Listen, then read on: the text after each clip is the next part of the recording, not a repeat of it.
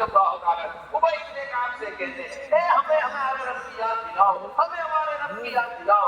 वो मूसा अशअरी से कहते हमें हमारे रब की याद दिलाओ। वो कुरान पढ़ना शुरू कर देते। एक मरतबा इसी तरह फरमाया इशा की नमाज के बाद, अरे हमें अपने रब की याद दिलाओ। इन्होंने कुरान पढ़ना शुरू किया, कुरान पढ़ते रहे, अमीरुल मोमिनीन सुनते रहे, कुरान पढ़ते रहे, अमीरुल मोमिनीन सुनते रहे, यहाँ तक कि सुबह सादिक का वक्त हो गया, पूरी रात कुरान सुनने के लिए अल्लाह ने माफ फरमाए। हम सारी रात यहूद और नसारा की मशीनों के अंदर गुजार देते, हालातों के अंदर गुजार देते, गुनाहों के अंदर गुजार देते। ये थे वो हजरात साहबा रज़ियल्लाहु अजमईन। पूरी रात गुजर गई कुरान सुनते सुनते, पूरी रात गुजर गई। सहाबी ने कहा या अमीरुल मोमिनीन तहज्जुद का वक्त निकला जा रहा है। फरमाया अवलस्ना बित्तहज्जुद, क्या हम तहज्जुद में नहीं? ये तहज्जुद ही तो है जो हम कुरान सुन रहे हैं। दोस्तों एक शौक होना चाहिए अल्लाह की किताब के साथ, एक ताल्लुक होना चाहिए अल्लाह की किताब के साथ, एक मोहब्बत होनी चाहिए अल्लाह की किताब के साथ। দেখুন এত রাতে কমিটি ভাইগুলো খুব কষ্ট করবে নিচ্ছে, মানুষকে এরকম টানা দেবে নিচ্ছে যাতে মানুষ শীতে না ভেজে। ভিডিওটা বেশি বেশি করে শেয়ার করবেন যাতে সবাই দেখতে পারে, এই মানুষগুলোর জন্য দোয়া করতে পারে।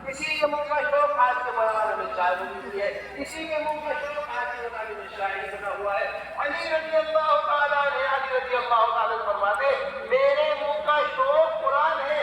जब तर्जुमा किया इस बात का तो ये बात निकल कर आया कि हर दिन एक मंजिल पढ़ने का मकसद है। मंजिल है कुरान का मशवरा रोजाना करें। हजरत फरमाया करते हैं मेरे सारे बुजुर्गों के कुरान की आसार मेरे सारे बुजुर्गों के औरातों वज़ाइफ करके देखते हैं। जो तरक्की सुबह साजिद में देख कर कुरान पढ़ने से मिली है, ऐसी तरक्की मेरे किसी चीज में नहीं। इसलिए मेरे मतलब दोस्तों ये आसमानी किताब है कुरान। हम ईमान लाए जिसके ऊपर, कुरान के ऊपर। बड़ी प्यारी मिसाल हजरत दिया करते मौलाना यूसुफ साहब कुरान की और रसूल की। समझिएगा इसको अच्छी तरह पूरी तरह से। हजरत फरमाया जब कोई मशीन तैयार की जाती है, मशीन होती है ना, मशीन, ये पानी बेचने की मशीन है, ये जूस के बनाने की मशीन है, ये कपड़ा धोने की मशीन है, ये फला चीज बनाने की मशीन है। कोई भी कंपनी कोई मशीन तैयार करती है तो उस मशीन के साथ एक किताब बनाती है। उस मशीन के साथ क्या बनाती है? किताब। आप किताब पढ़िए, मशीन देखिए, किताब पढ़िए, मशीन देखिए। हमारी मशीन कैसे चलेगी वो इस किताब के अंदर, छोटा सा किताब, वो छोटा सा पर्चा, वो साफ आता है। इसको चलाने का तरीका, मशीन को चलाने का। लेकिन जो बड़ी बड़ी मशीनें होती हैं जिनके ऊपर पूरे कारखाने का दारो मदार होता है, पूरे कारखाने का क्या होता है? दारो मदार। बड़ी बड़ी मशीनें वो सिर्फ किताबों से नहीं चलती, उसको चलाने के वास्ते किताब के साथ साथ किताब के साथ साथ क्या दिया जाता है? मशीन इतनी बड़ी है कि आप सिर्फ किताब से मशीन नहीं समझ पाओगे। कोई गलत दबा दिया, मशीन टूट जाएगी, मशीन खराब हो जाएगी। तीन की मशीन है, दोनों चीजें साथ मिलेगी आपको, किताब भी मिलेगी और इस किताब को समझाने के लिए चीजें मिलेगी। इस पूरे कारखाने के अंदर सबसे कीमती मशीन जो है वो इंसान सबसे कीमती मशीन है, जिसे कुरान में कहा गया है लक़द ख़लक़नल इंसान फी अहसनि तक़वीम। लक़द ख़लक़नल इंसान फी अहसनि तक़वीम। अब इस मशीन को चलाने के लिए अल्लाह ने आसमान से किताब भी भेजी है, इंजीनियर भी भेजा है। किताब भेजी है कुरान, इंजीनियर भेजे हैं हज़रत मोहम्मद सल्लल्लाहु अलैहि वसल्लम। इंजीनियर क्या भेजे? कितनी भी लुग़त के ऊपर कुदरत हो, कितनी भी अरबी जुबान जानता हो, कितनी भी अरबी फहम हो, कितनी भी अरबी पर कुदरत हो, कितना भी नहू सर्फ को जानता हो, कितना भी बलागत को जानता हो, समझ नहीं सकता कुरान को हुज़ूर अकरम सल्लल्लाहु अलैहि वसल्लम की मुबारक ज़िंदगी को सामने लाए। ये दोनों चीजें आपस में, हम ईमान लेकर आए किताबों पर, हम ईमान लेकर आए रसूलों पर। दोस्तों আমরা ঈমান এনেছিলাম, ওই ঈমানের কথা চলছিল আল্লাহ রব্বুল ইজ্জতের জাতের উপর ঈমান, ফেরেশতাদের উপর ঈমান, আসমানি কিতাব সমূহের উপর ঈমান। তবে ঈমান করছেন যে আসমানি কিতাব সমূহের উপর ঈমান আনা, আমরা সমস্ত কিতাবের উপর ঈমান আনছি, ঈমান রাখতে হবে। চাহে তাওরাত হোক, ইনজিল হোক, জবুর হোক, সব কিছুর উপরে আমাদের ঈমান রাখতে হবে।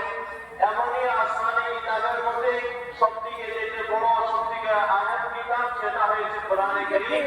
যে এটার উপর আমাদেরকে ঈমান রাখতে হবে, এর অনুযায়ী আমরা আমল করতে হবে, আর এটাকে আমাদের জিন্দেগির এক কানুন বানাতে হবে।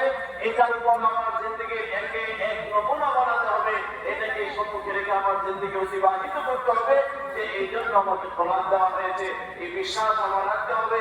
এই জন্য মেহমান বলছেন যে বুজুর্গ যে কোরআনে কারীমের আসমানের যত কিতাব এসেছে আসমান থেকে, সমস্ত কিতাবকে যদি আপনি বলেন যে একটা নোট তৈরি করা হয়েছে, একটা খুলাসা করা হয়েছে, ওইটা থেকে একটা মানে মূল কথা বার করা হয়েছে, তবে সমস্ত আসমানের মূল কথাগুলো সমস্ত আসমানি কিতাবের মূল কথাগুলো কোরআনে কারীমে আল্লাহ পাক বর্ণনা করে দিয়েছেন।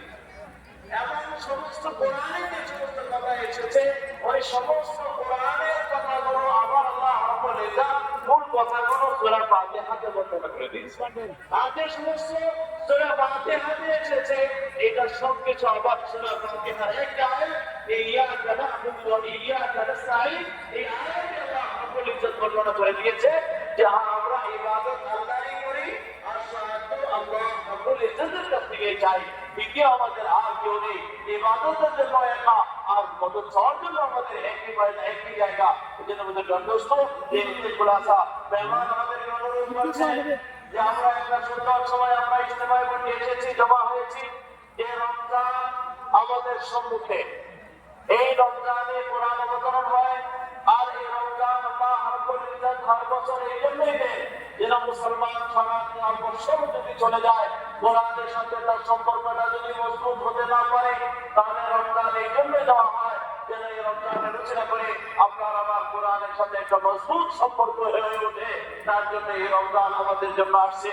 এই জন্য এখন থেকে তৈরি করা, আর এই কোরআনের ব্যাপারে এখন থেকে যত্নবান হওয়া, আর এই কোরআনকে নিজের জিন্দেগিতে আনার এখন থেকে আমরা চেষ্টা করতে হবে। যা আমাদের কণ্ঠস্থ সাহাবায়ে কেরামের জিন্দেগি উনি বর্ণনা করেন যে কোরআনকে পড়তেও হবে, আর কোরআনকে বুঝতেও হবে, আর কোরআন যে কোরআনের পড়া, যে যদি মেহমান বলে যদি কেউ কোরআন পড়তে তার মন চায় না, কোরআন পড়তে ভালো লাগে না, তাহলে সে যেন মনে রাখে যে তার দিলে কোনো গান্তর বস্তু আছে যার জন্য কোরআন তার কাছে ভালো লাগে না। যার দিল পরিষ্কার থাকবে সে যতই কোরআন পড়বে ততই তার কাছে ভালো লাগবে। সাহাবায়ে কেরামের কথা বর্ণনা করে যে কোরআনে কারীম দেখে দেখে কোরআন তিলাওয়াত করা, আযান এবং ইকামতের মাঝখানে কোরআন তিলাওয়াত করা, এটা সাহাবায়ে কেরামের খুব মামুল ছিল। আমাদের দেশে মসজিদ সমূহে আমরা মসজিদে যাই, আযান এবং ইকামতের মাঝখানে সারা দুনিয়ার খবর আমাদের মসজিদে জমা হয়ে যায়। কিন্তু এরপরে সাহাবায়ে কেরামের আমল কি ছিল যে আযান এবং ইকামতের মাঝখানে তারা কোরআনে কারীম দেখে দেখে তিলাওয়াত করতেন। আব্দুল্লাহ ইবনে ওমর রাদিয়াল্লাহু তাআলা, হযরত ইকরিমা রাদিয়াল্লাহু তাআলা আরো সাহাবায়ে কেরামের নাম নিয়ে মেহমান বলে যে তাদের অভ্যাস ছিল যে তারা খুব কোরআনে কারীম তিলাওয়াত করতেন। পরন্তু খাস করে যে আমরা দেখে দেখে আযান এবং ইকামতের মাঝখানে তারা দেখে দেখে নামাজ দেখে করতেন, কোরআনে কারীম তিলাওয়াত করতেন।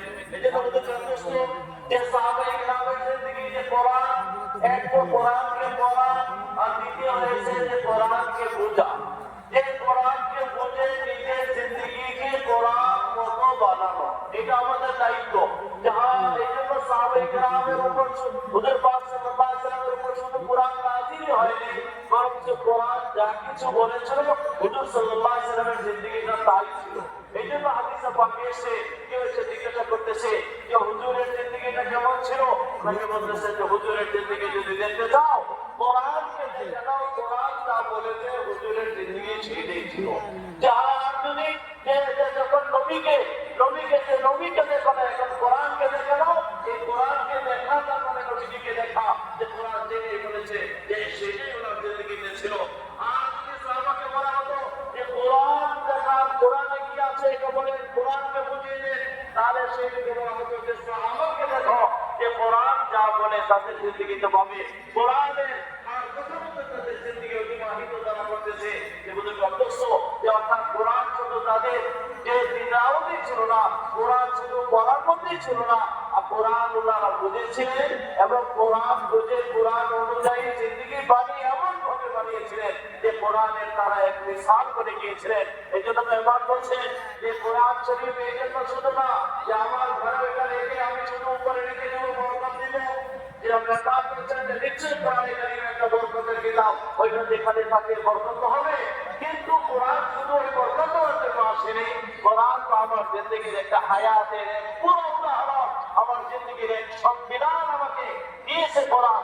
এই জন্য এই কোরআনকে আমরা বোঝা দরকার, এই কোরআনকে জানা দরকার এবং এই কোরআন অনুযায়ী যে আমরা জিন্দগি পার করার চেষ্টা দরকার।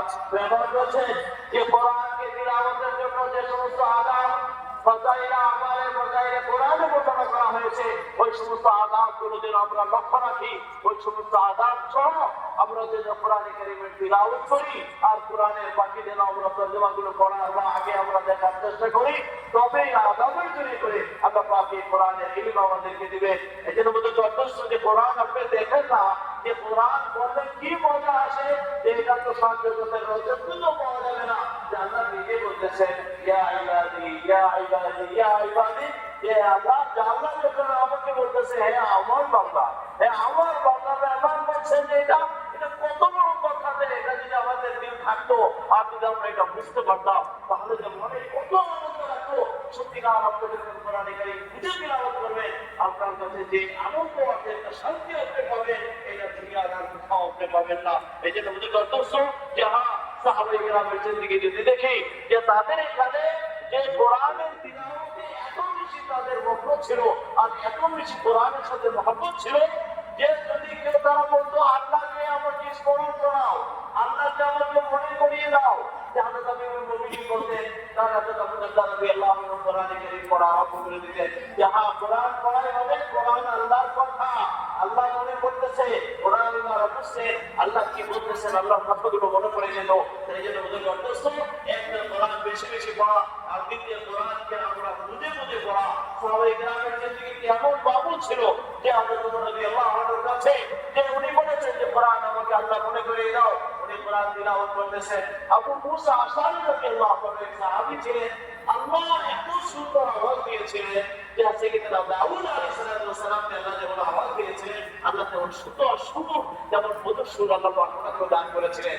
উনি কোরআন কারীমের তিলাওয়াত শোনাইতেছেন, যে কোরআন শুনতেছেন, উনি শোনাইতেছেন, যে উনি শুনতে শুনতে শুনতে যে সময় পুরো রাত পার হয়ে গিয়েছে। এবার সমুদ্র সজোর তাহাজ্জুদ চলে গেল, তাহাজ্জুদ চলে গেল, যদি তাহাজ্জুদ পড়ে রাসূলুল্লাহ রাদিয়াল্লাহু আনহু বলে আরে আমরা কি তাহাজ্জুদে না, আরে কোরআনের তিলাওয়াতে তো অনুমতি হয়ে আছে, এটা তো তাহাজ্জুদ। তাহাজ্জুদের গন্তব্য এমন করে তাদের কোরআনের সাথে একটা মহব্বত ছিল, কোরআনের তিলাওয়াতের সাথে মহব্বত ছিল। খাস করে কোরআনে কারীমে যে এই কোরআনে কারীমকে যে কোরআন হযরত আলী রাদিয়াল্লাহু আনহু একটা ফকরা একটা কোরআনে একটা প্রবাদ বাক্য মশহুর যে ভাবি মে শৌকে, যে এই একটা কথা আর একটা কথা বিশেষভাবে তার তরজমা কোনো করা যায় না। যখন ওলামারা এর ব্যাখ্যা তালাশ করেছেন আর এই কথাটা তালাশ করেছেন যে এটাতে কি বলার উদ্দেশ্য করা হয়েছে, কি বোঝানো হয়েছে, পরে পাওয়া গিয়েছে যে আসলে স্বামীর বিষয়কে দিয়ে আর একটা আক্ষর নিয়ে একটা কোরআনের জায়গা বোঝানো হয়েছে যে ওনার এই অভ্যাস ছিল যে 7 দিনে কোরআন তিলাওয়াত করতে, 7 দিনে পুরো কোরআনে কারীম মুকম্মল করতে, অর্থাৎ এক দিনে এক মঞ্জিল কোরআন শরীফ মুকম্মল করতে। যেখানে মঞ্জিল ছিল ওই মঞ্জিলের জায়গাগুলো যেখানে যে পাড়াতে আর যে জায়গা শুরু হতো ওই পাড়া ওই সূরা ওই শব্দ দিয়ে উনি একটা পুরো বাক্য বানিয়েছিলেন। নবী বিশ্বতে দরকার তাদের মামুল এটা ছিল যে ডেইলি এক মঞ্জিল কোরআনে কারীম তিলাওয়াত করতে, তারপরে যেটা এমন করে যে ডেইলি এক মঞ্জিল কোরআনে কারীম তিলাওয়াতের অভ্যাস পরিণত হয়। খাস করে হযরত মাওলানা ইলিয়াস রাহমাতুল্লাহ আলাইহি যে আমাদেরকে খুব বেশি তাকিদ করে গিয়েছেন যে আমি সমস্ত বুজুর্গানে দিয়ে যত মাযাহিব আছে সবকিছুই করে দেখেছি, কিন্তু তাহাজ্জুদের পরে ফজরের আগে সাদিকের সময় ওই সময় কোরআনে কারীম দেখে তিলাওয়াতে যে নূর পাওয়া গেছে এটা কোনো বুজুর্গানে দিনের কোনো আওরাদে আর কোনো মাযাহিবে এমন পাওয়া যায়নি।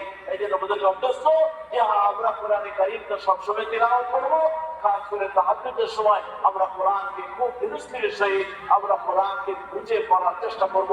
আল্লাহ আমাদের সবাইকে তৌফিক দান করুন যে কোরআনকে এবং নবীকে যে আরেক মিসাল দিয়ে আমাদের বুজুর্গে বিছিয়েছেন, মওলানা ইউসুফ সাহেব রহমাতুল্লাহ আলাইহি বুঝিয়েছিলেন যে কোরআনকে আর নবীকে যদি বুঝতে চাও তাহলে कुरान बहुत जरूरी है हमारे पूरे मजमे से हम कर पाते। बीच में बात कह रहे हैं कुरान के लिए